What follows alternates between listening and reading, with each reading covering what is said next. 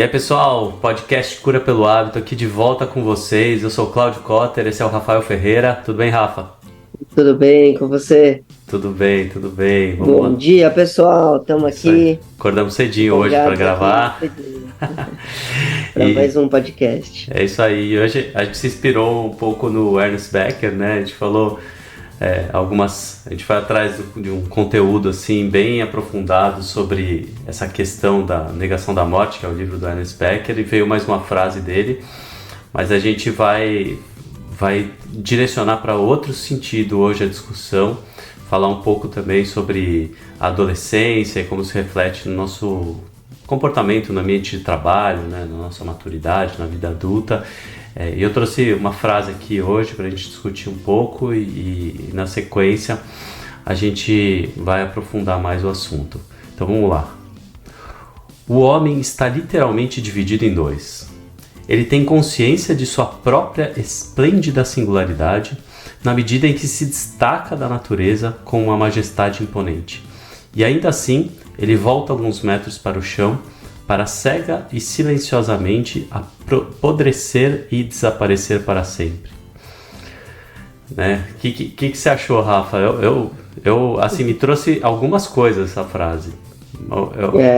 Eu queria começar falando um pouco do quanto a gente, na adolescência, quer se destacar no ambiente em que a gente está, na escola, né? Depois na faculdade, a gente já, principalmente na adolescência, né? A gente quer se destacar, quer realmente aparecer, por um lado, mas por outro lado a gente quer se misturar e sumir por medo, né? A gente acaba desenvolvendo um certo medo, uma insegurança, que isso vai refletir na nossa vida adulta, no ambiente de trabalho, aquele medo, por mais que a gente queira crescer, por mais que a gente queira aparecer no ambiente de trabalho, a gente queira realmente se desenvolver profissionalmente, alguns medos, algumas inseguranças, a incerteza pode levar a gente a ficar fazendo o que todo mundo faz, ficar na média, na mediocridade e transformar a nossa evolução em uma coisa mediana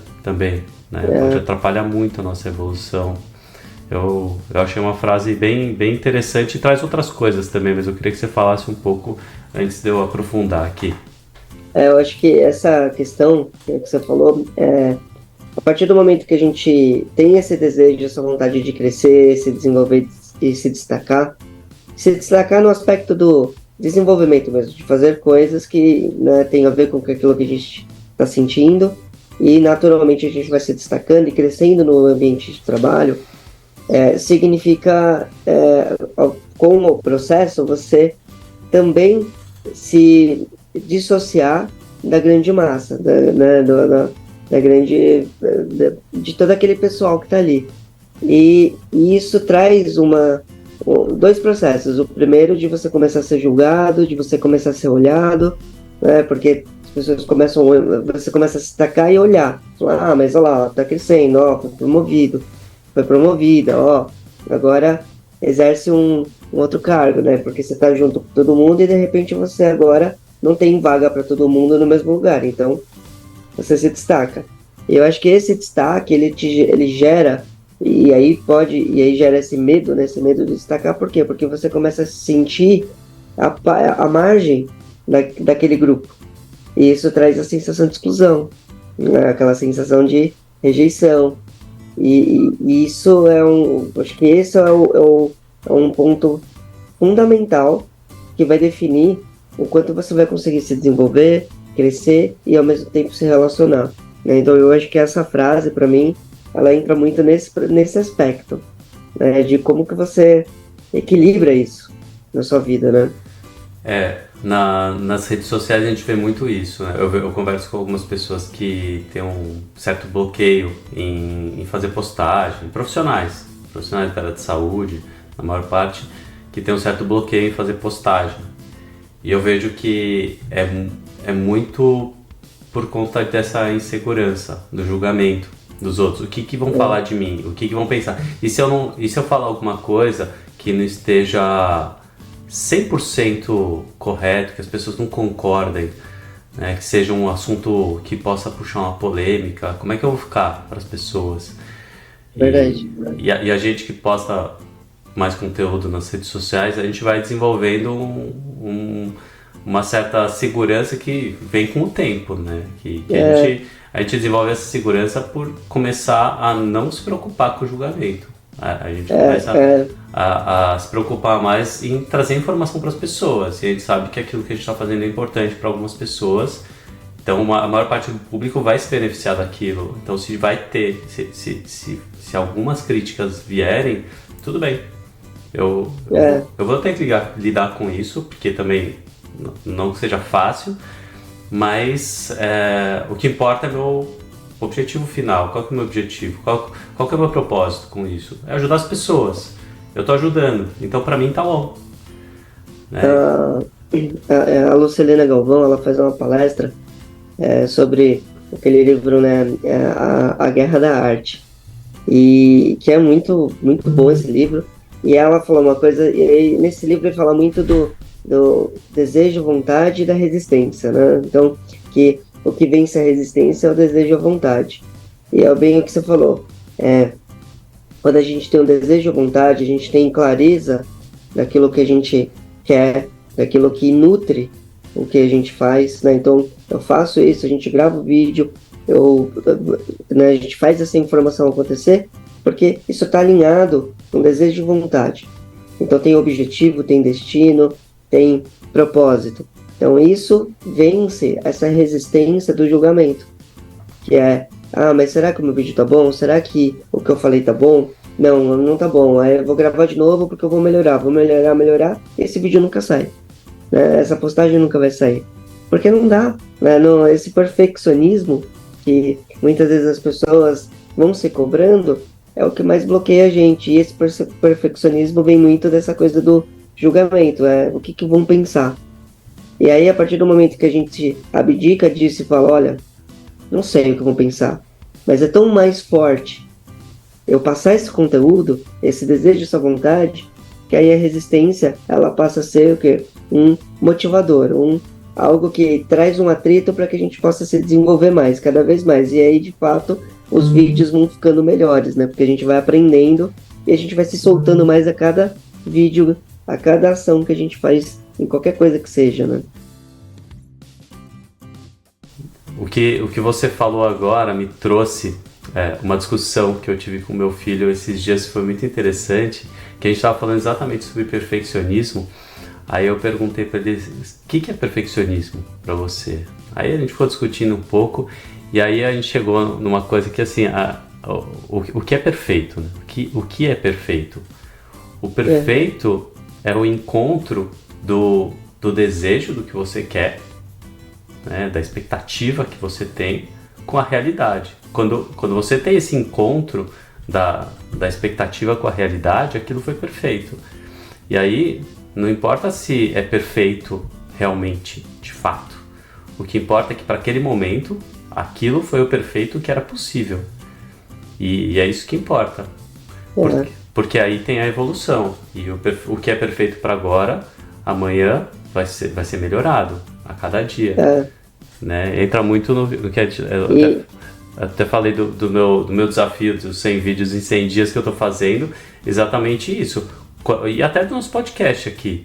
A gente está melhorando a cada semana. A gente está desenvolvendo a cada dia que a gente faz. E é isso que é o perfeito. Para aquela semana, aquilo foi o perfeito. E a gente fica muito feliz com o resultado. Na semana que vem, a gente quer fazer alguma coisa melhor. Isso que você falou, que encaixa bem, e o que se torna o perfeito? Aquilo que é funcional. Funciona. Então, assim, você fez um encontro da expectativa, né, com a realidade e colocou. E aquilo colocado, olha lá, tem função, tá funcionando. Mas pode melhorar aqui, pode melhorar ali, pode, mas está funcionando. Então eu vejo muito também, por exemplo, quando as pessoas vão falar outras línguas. Ela estuda, a hora que vai falar fica com vergonha porque, mas eu tô falando errado, mas não é essa palavra. Põe em prática. E aí aquilo tá funcionando? Então tá bom, né? E aí dali em diante a gente começa a melhorar. Fala assim, então é função. Eu acho que tem muito a ver com como funciona. Tô, Aí a pessoa fala, não, não tá funcionando. Então tá bom. Então, como você pode fazer para fazer funcionar? Como que eu melhoro então para amanhã? Né? tô expert nesse assunto, hein? De língua. Então. E é muito engraçado, né? Porque você falando com pessoas de outros países, de outras línguas, você acaba falando com muitas pessoas que falam a maior parte melhor do que você, né? Porque você chegou num país novo, você está tentando falar a língua deles. E, e aí, muitas vezes eu começava falando meio que me desculpando por não falar bem inglês, né? Aí eles falavam, mas eu tô te entendendo, você não precisa se desculpar, né? E aí você começa a perceber que tem um sentimento da pessoa, principalmente o americano, tem muito a pessoa consciente, né? O americano que é legal, que tá aberto a se comunicar. Ele tem aquele sentimento de que você está se esforçando para se comunicar com ele, que o esforço está sendo todo teu, e ele reconhece isso. Ele fala, porra, que legal, ele está se esforçando para falar minha língua, eu vou me esforçar para entender ele, porque eu não falo nenhuma palavra na língua dele. Eu não tive essa vontade, essa capacidade de aprender a língua dele, então eu reconheço que ele... Então, a partir do momento que você tem isso na cabeça, você para de se desculpar com as pessoas e você começa a se soltar mais e começa a falar melhor, porque quando você se solta, você começa a falar. É isso mesmo. E é isso, eu acho que não tem... E é muito aquele negócio da aceitação, né? Você aceitar. Para aquele momento, aquilo é o que eu tenho e é o que eu vou colocar em prática. E isso serve também para o que a gente está falando da questão do perfeccionismo e de como a gente se destaca no ambiente. Se você aceita o que você tem para entregar naquele momento e entende que a partir daquele momento você consegue desenvolver aquilo para amanhã entregar mais, você aceitou que é um processo. Aceita o processo. O processo existe. Ele vai acontecer, mas ele tem o seu tempo. E você tem que respeitar esse tempo. As coisas acontecem. Acontecem, é isso. Por exemplo, eu falo assim, você fala, Rafa, você fala italiano? Falo. Eu falo italiano, eu estudei italiano, eu entendo eles colocando na TV, eu entendo tudo que estão falando, eu falo italiano. Aí você fala, então você é fluente? Não. Aí fala assim, não, mas como não? Eu tenho fluência no sentido, eu consigo falar italiano, eu consigo me comunicar em italiano. Mas quem é fluente? É aquele que vive na língua, pensando, né? Eu não penso em italiano. Claro que a hora que eu tô falando, vem muito mais, mas então fluência, eu posso ter um italiano avançado, mas a fluência a gente ganha quando a gente convive. E aí porque aquilo vai virando hábito. Então vai repetindo e virando hábito. Então tem muito essa coisa da fluência. Então às vezes eu falo, mas eu não sou fluente. Não importa. Você não fala. Começa a falar que você vai se tornar fluente, né? Fluência, o que é? Quer dizer fluência, né? É fluir. E algo flui quando você tá fazendo sempre. É só deixar fluir. Então é muito nesse aspecto. E assim, se você tá no ambiente que você precisa se comunicar, você está conseguindo se comunicar, naquele ambiente você está sendo fluente. Você está sendo fluente. Eu tenho dificuldade em alguns ambientes que o assunto foge muito ao meu. Né? Eu percebo que alguns filmes que falam termos muito técnicos, que eu não domino, alguns ambientes, né? Eu vou falar com um cara de uma seguradora, que ele usa alguns termos que eu não tô acostumado, você vai falar pelo telefone, você tem uma certa dificuldade, porque você não tá vendo a pessoa, porque os gestos facilitam, né? Você olhar para a pessoa facilita a compreensão. Então, em alguns ambientes eu não me sinto ainda falando bem inglês. Mas no ambiente que eu preciso me comunicar, eu estou me comunicando, as pessoas estão entendendo o que eu falo. Então, nesse ambiente eu sou fluente. Aí, você é completamente fluente? Não acredito que eu seja 100% fluente ainda. Eu tenho que me desenvolver mais para isso. Mas esse é o ponto. Esse 100% é que ele é uma métrica que a gente não deveria levar em consideração, pensando no aspecto de funcionalidade. Sim. Eu posso levar em consideração no aspecto de desenvolvimento e aprimoramento, mas não de funcionalidade. Porque assim, o fato de você não falar, de você não ter o 100%, quer dizer que você não se comunica? Não, eu me comunico. E você falou uma palavra que eu acho fundamental: costume. Costume é hábito. Então, assim, quando a gente está falando num ambiente em que a gente não está acostumado, ele é um ambiente novo. E o novo demanda mais atenção e aprendizado. Daqui a pouco ele já não é mais novo. Então você já acostuma com o processo. E acostumado com o processo, fica mais fácil de entender e se comunicar. Em qualquer ambiente, em qualquer língua, não importa o que a gente faça, não é? É a mesma linguagem aqui dos vídeos do podcast. Hoje, vamos gravar o podcast. Opa, blá, blá, e a gente vai lá e grava, né? Antes, não, peraí, a gente vai gravar, que horário, como que vai ser? Aí para entrar o vídeo, né? Era diferente, porque a gente não estava acostumado, agora nós estamos. Então, mas é aprimoramento, né? E aí o que você falou me puxou muito a importância de ajustar a expectativa, aquele negócio que eu estava falando do perfeccionismo. Porque eu tenho conversado muito com atletas, né, pessoas que querem se destacar. É lógico, para mim é a mesma coisa, o ser humano no ambiente de trabalho, né? Porque o atleta está no ambiente de trabalho dele. Assim como quando você está no seu escritório e está no ambiente de trabalho. O esporte traz muito isso, né? A gente fez até um episódio sobre isso, sobre como o esporte contribui para o ambiente de trabalho. Mas o atleta, ele tem essa questão de que ele olha profissional lá na frente, se destacando, ele olha os atletas que estão nas categorias de cima, alguns ganhando milhões, e esses atletas eles olham os profissionais que estão acima deles e eles têm a expectativa de chegar nisso. E na realidade, sendo sincero, a menor parte chega a ser profissional, né, dentro do esporte, porque a gente tem um grupo enorme de pessoas tentando chegar a ser profissional no esporte e só uma parte que chega. E aí, quando você, principalmente aqui nos Estados Unidos, mas aí no Brasil também, o esportista que ele quer chegar, o atleta que quer chegar a ser profissional, ele tem um objetivo de ser profissional, né? Ele vai tentar. Mas se ele ajustar a expectativa para aquele momento, né, porque é o ideal naquele momento, eu vou passar numa peneira, vou competir um torneio e vou dar o meu melhor no torneio, e for botando foco em cada degrau, ele quebra aquela questão de ficar olhando numa coisa que ele não tem controle sobre, porque ele não tem controle sobre o que está lá na frente, ele tem controle sobre o que está aqui, né? Então, ajustar a expectativa dele.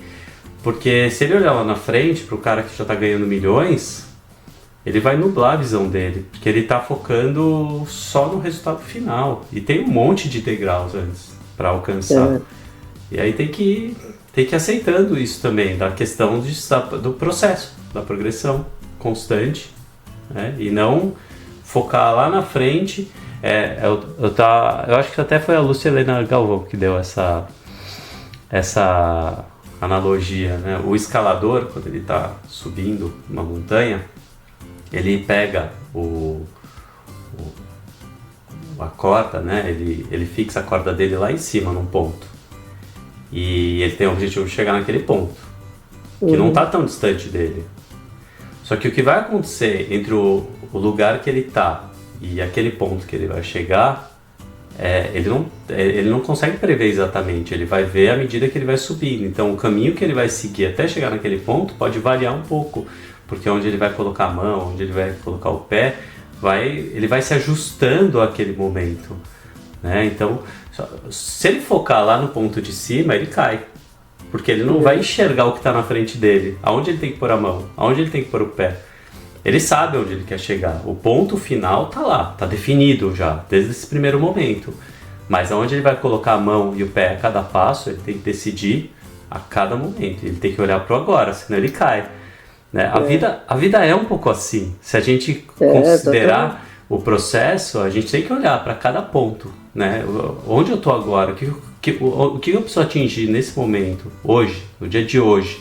Quais são as minhas tarefas que vão fazer com que eu chegue no meu objetivo lá na frente, mas que eu tenho que cumprir hoje, para deixar o processo seguir.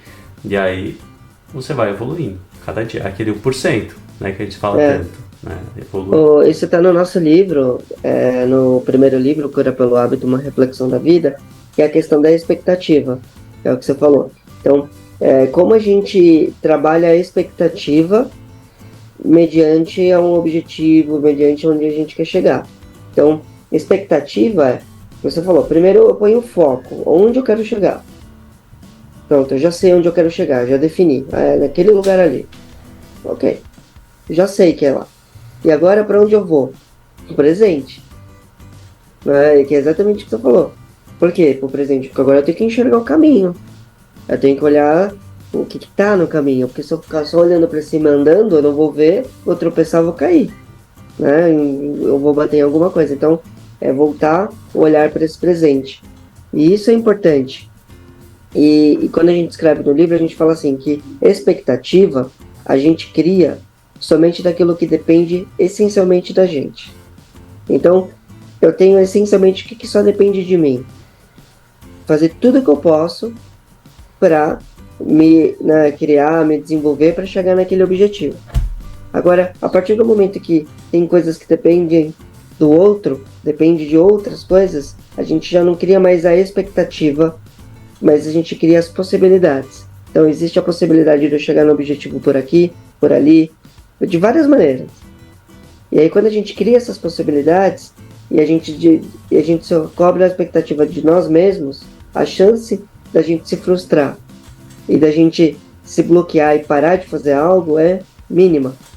Porque isso traz muita energia, né, Cláudio? A gente se desenvolve. Então, fala, tá bom, depende só de mim fazer tal coisa. Então, ok, sou eu comigo mesmo. Eu vou fazer isso aqui acontecer. Então, se depende de mim estudar inglês, eu vou estudar.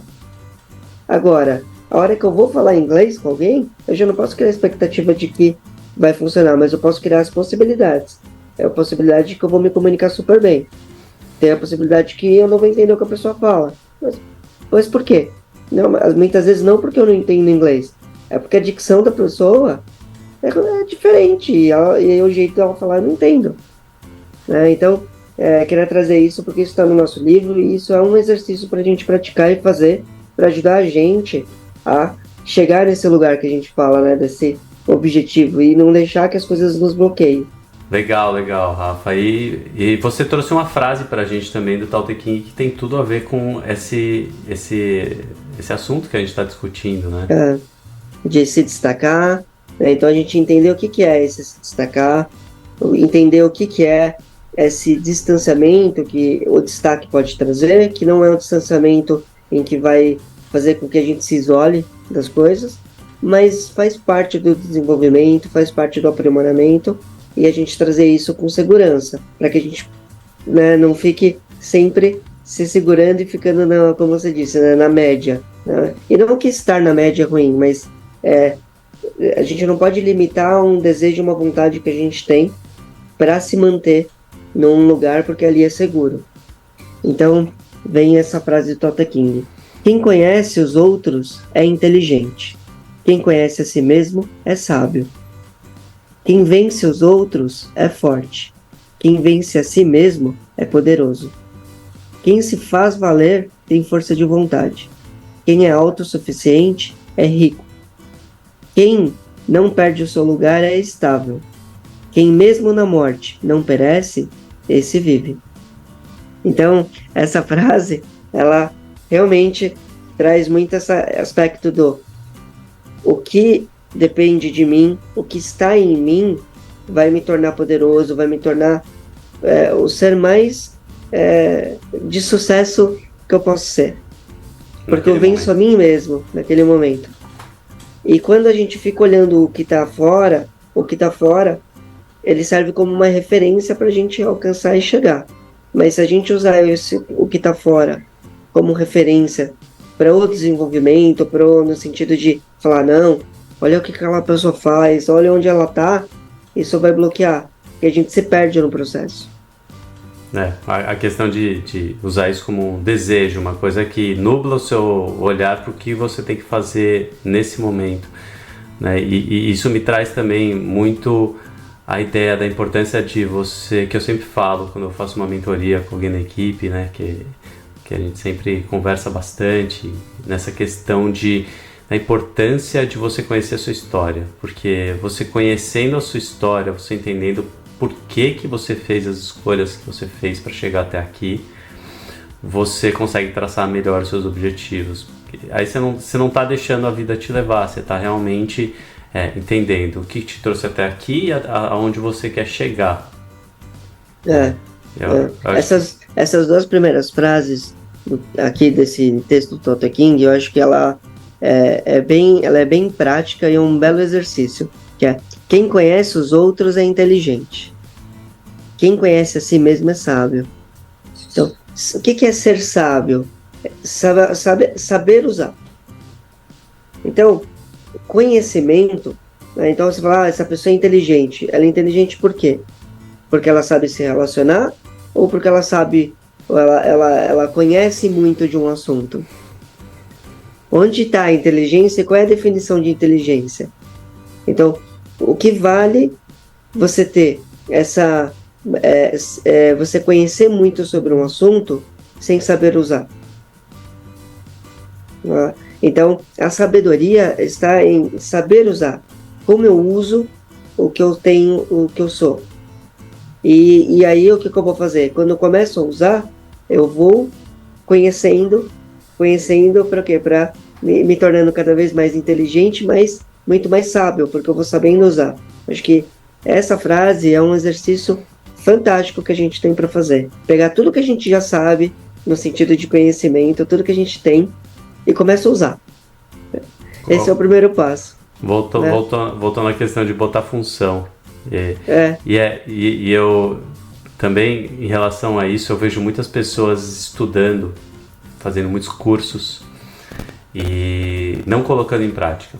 Tem muita formação, mestrado, doutorado, e a pessoa não coloca em prática. Quer dizer, o que cada estudo, cada técnica, cada formação que você fez impactou no que você faz no dia a dia, na sua função. Esse que é o ponto, porque às vezes você pode ter uma formação mais simples, pode ter estudado menos cursos na prática, assim, mas você colocou tanto aquilo em prática que você deu tanta função para aquilo que aquilo transformou o que você faz em outra coisa melhor. Isso. E por outro lado, você pode pegar e estudar diversas técnicas e acumulando um monte de técnicas, conhecimento que você vai acumulando. Quer dizer, realmente no teu currículo você é uma pessoa incrível, mas o quanto disso você colocou em prática?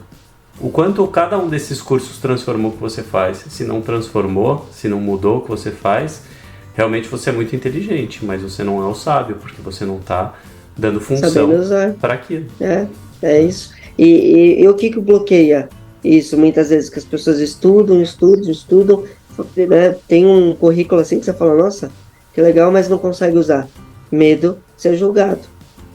Medo de se destacar. Como iniciando a nossa conversa. O medo do destaque, né? O medo de expor e sair daquele processo. E aí tem várias questões envolvidas nisso, mas é exatamente isso. Essa insegurança, esse medo do se destacar, de se expor, de se mostrar. Então isso é o que vai. Porque fala, mas eu fiz o curso, mas eu ainda não sei. Como não sabe? Eu tinha uma coisa que eu sempre falo para os alunos. Eu dou aula na pós-graduação de acupuntura e eu sempre falo para os alunos: vocês já são acupunturistas. Isso eu sempre trago, porque era uma coisa que, assim, quando eu saí da faculdade, eu falava, e agora? Eu não sei nada. Eu falava, como assim? Peraí. E aí, conforme você vai tendo, você fala, não sei. E aí você vai ganhando essa segurança. E aí eu trouxe para mim, assim, qualquer coisa que eu fizer na minha vida, quando eu concluir, eu já vou sair sabendo fazer. E foi assim em todo o restante das especializações, de tudo que eu fui fazendo. E eu trago muito isso para os alunos. Vocês já são acupunturistas. E quando eu falo isso, primeira vez que eles ouvem, eles dão risada. E eu falo, viu? O riso é o primeiro passo de vocês não conseguirem chegar onde vocês querem. Porque vocês estão duvidando de si próprios. Ninguém acredita aqui que já é acupunturista. Então, e aí eu começo a fazer esse trabalho, porque isso é o que é importante. O fato, mas eu sou novo, mas eu estou iniciando, não importa. Você já sabe. Põe em prática. Amanhã você vai saber mais. E assim vai. Né? Então eu acho que é fundamental esse processo e é o que muitas vezes limita. E aí, Cláudio, eu ia falar para a gente concluir esse podcast com uma frase que eu acho que é uma frase reflexiva, provocativa e que você trouxe um pouco antes da gente começar o podcast. Você fez uma comparação, eu achei muito boa. Eu acho que a gente podia fechar com isso. Pensa aí, ver se você concorda. Eu estava trazendo essa discussão que eu vi há pouco tempo atrás, que eu achei muito interessante, do que é mais valioso, um copo de água ou um diamante. E isso, a resposta para isso é lógico que vai ser depende, né? Porque no mais superficial da discussão é só entender que aqui, na nossa realidade, onde a gente tem água à vontade e a água custa quase zero, um copo de água pra gente, né? A água vale muito menos que um diamante, porque você sair com um diamante, né, vai custar, dependendo do diamante, 1.000 ou milhões. Agora, no deserto, quando você não tem disponibilidade de água, você pode ter o diamante mais caro do mundo. Se você não tiver de quem comprar água, seu diamante não vale nada e a água vale milhões. E vamos trazer aqui uma outra perspectiva em relação à água, e que não longe. Estando aqui onde a gente está agora e quem está assistindo, sem água, a gente não dura um dia. Sem comida, dura dias, mas sem água, a gente não dura. Então, se a gente não tem água disponível, não adianta nada ter um diamante de milhões. Você não vai conseguir usar, né? Então, essa é uma reflexão importante. Eu só estou trazendo aqui da importância da água e do quanto vale a água, mas porque é uma reflexão super importante, né? O que vale, né, na nossa vida e o que vale mais. Acho que a gente fecha o podcast nesse aspecto porque isso é super reflexivo, daria para a gente fazer muito tempo de vídeo aqui falando sobre isso, mas eu acho que a reflexão é o que vale mais, né? E trazendo função na vida. O que vale mais? O que eu tenho em mãos e posso usar? Ou aquilo que eu vou ficar almejando e talvez eu nunca vou conseguir chegar porque eu não estou enxergando o caminho. Eu estou ficando só olhando lá em cima na montanha, como você descreveu. Estou olhando a corda presa lá, mas não estou vendo onde que a minha mão está segurando, né? Então, acho que isso é super importante. Legal. Então eu vou sugerir, para finalizar, eu vou sugerir um filme. Eu vou sugerir um filme aqui que eu assisti anteontem na Netflix, que eu achei muito bom, que aborda um pouco esse tema do que é valioso, né, para as pessoas em cada momento, o quanto a gente almeja coisas que naquele momento podem parecer valiosas, mas não valem nada para a gente, que é Ouro e Sangue, na Netflix. Eu acho que é essa a ordem, Ouro e Sangue, ou é Sangue. Eu vou colocar a imagem aqui, vai ficar fácil de vocês acharem. É bem interessante. Finalzinho da guerra, da Segunda Guerra Mundial, os alemães já estão se sentindo praticamente vencidos naquele momento, e eles estão buscando os tesouros que ficaram enterrados lá numa casa de uma família judia que era muito rica, numa região. É um grupo de alemães, né, do exército. E é um ambiente meio inóspito ali, né? Final de guerra, tá todo mundo naquela situação terrível que é final de guerra. E a ambição fala muito alto ali, né? E o quanto vale uma barra de ouro naquele momento. É muito interessante, assim, a dinâmica. E assim, eles, lá na sinopse tá assim, é uma mistura de Bastardos Inglórios com Nada de Novo no Front, que foram dois filmes que eu assisti que eu gostei bastante, porque dão visões diferentes da guerra. O Bastardos Inglórios é muito engraçado. Eu assisti o primeiro, esse assisti, o outro eu não assisti. Ele é meio cômico, né? É cômico, é meio ficção, né? É cômico trágico, né? Cômico trágico, é meio ficção. Meio ficção, né? O Nada de Novo no Front traz um pouco da realidade, uma visão diferente da realidade da guerra, que é um filme, acho que é alemão. E esse Ouro e Sangue também é alemão. Eu acho que é alemão o filme, se não me engano. E que essas parcerias que a Netflix está fazendo. Muito, muito legal, muito legal. Essas visões diferentes. Eu vi o filme já holandês também, não lembro o nome, que dá uma visão diferente da Segunda Guerra Mundial. É muito interessante essa questão de você ter várias visões do negócio. Ter várias perspectivas, né, de um objeto, isso a gente fala muito também, né, pra gente, porque isso tira o julgamento, né, a gente começa a ter uma visão mais ampla, vendo de vários ângulos diferentes. Então é isso. A gente finaliza então esse podcast com essa reflexão aí, né, Cláudio? Mais um episódio. Mais um episódio. E a gente se encontra nos próximos. Semana que vem tamo aí. Valeu, Rafa. Até a próxima. Valeu, Cláudio. Até mais.